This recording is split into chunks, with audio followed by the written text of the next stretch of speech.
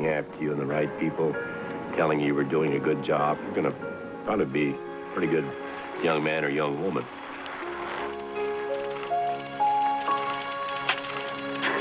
Whether you come from a small town or city or suburban area, I think it's just who you know. People have impressed you as you're growing up, your parents, your family, maybe the first place you have a job. And it's about telling the truth.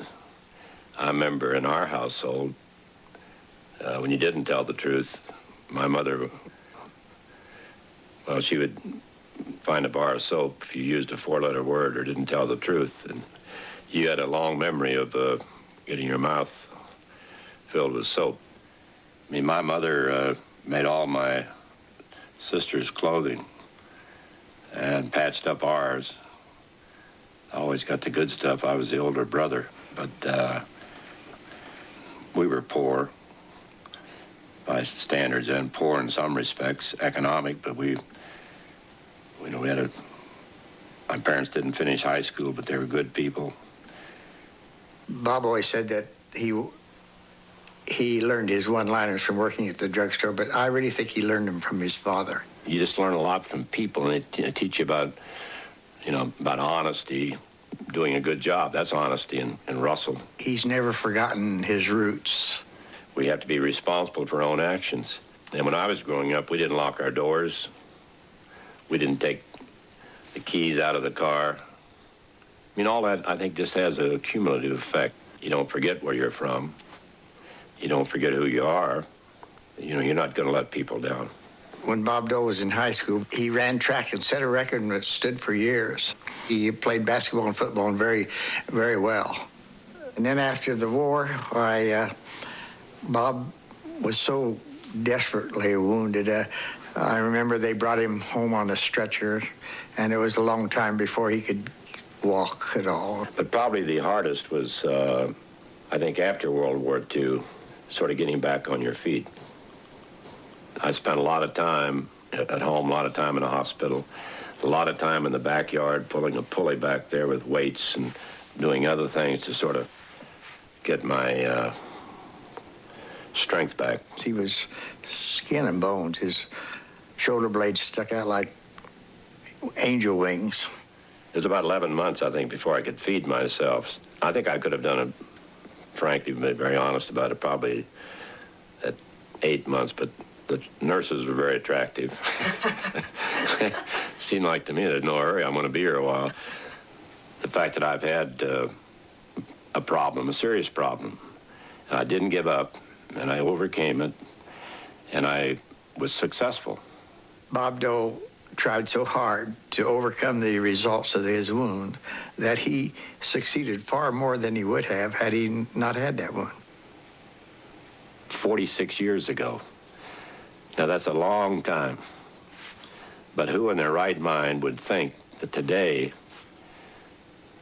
I'd be talking about maybe being the next president of the United States? That's a leap. That's a stretch. But only in America, isn't that the line? Only in America. These days, they say that Bob Dole doesn't have a vision. Bob Dole's been living a vision. Again, I'm an example. I can look somebody in the eye and say, listen, I know about education. Had the government not helped me with education, just because I served in World War II, and millions of others, hundreds and thousands, millions of others, look how they changed America with that whole new generation with college degrees. And I'll bet half of us never even thought we'd go to college. You've got to challenge young people. You've got to challenge children. They got to learn from failure. We have lower SAT scores. We have more kids dropping out. In some cities, 80% of the children born are out of wedlock births. Can we do any worse? I mean, a lot of people don't expect anything except honesty, hope. Just give me hope. I'm not looking for the glory of the office. I'm not trying to fill out a resume.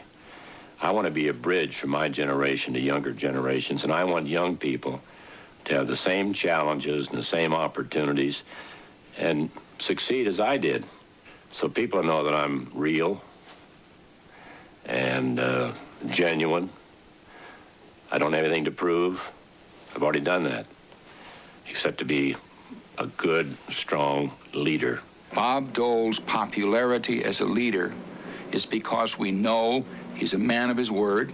We know when he tells you something, he's going to do it. And we know that he doesn't tell you he's going to do something unless he truly believes it's right. All you have in this place is your word. And once you violate that, once you tell a colleague in either party, I'm going to do this, and then you fail, it erodes your credibility very quickly. Life's a compromise sometimes. You can't have everything you want. You can't do everything you want. You can't achieve everything you want. Sometimes you have to give in life. It's not all take, take, take. You got to give back to people.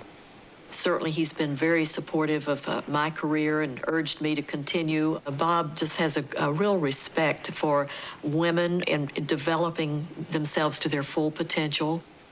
She'll have suggestions about what I do and how I do it, and I'll have suggestions about what she does and how she does it.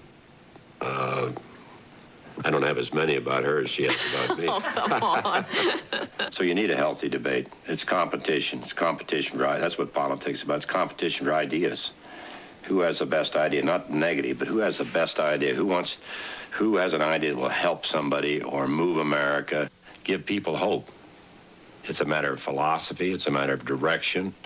It's a matter of leadership. It's about our America. It's not my America. It's our America. It's your America. It's what do I want for my kids? We're never going to have a utopian America, but we can have a better America. And I hope I'm a better man for a better America.